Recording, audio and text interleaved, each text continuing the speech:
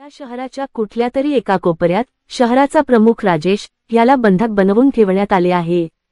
तो निष्पाप आहे, त्याला बंधक केले आहे एका दुष्ट राक्षस रोबोटने। येणाऱ्या काळात या शहराचा विनाश निश्चित आहे।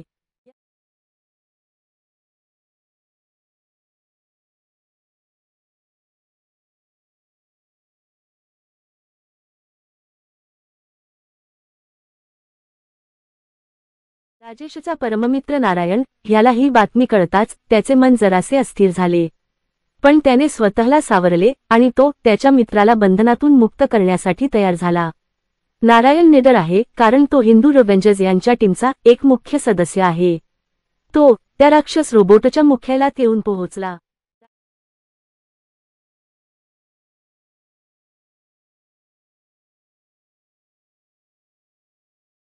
नारायणने त्याच्या गंभीर चेहऱ्याने त्या दुष्ट राक्षस रोबोटकडे एकटक पाहिले आणि मग हिंदू रिव्हेंजर नारायण विरुद्ध भयंकर राक्षस रोबोट यांचे महायुद्ध सुरू झाले।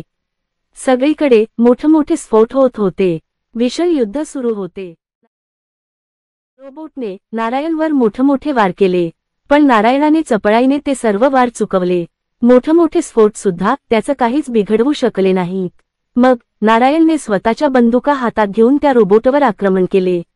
नारायणाच्या बंदुका आधुनिक, महाभयंकर व परमशक्तिशाली होत्या।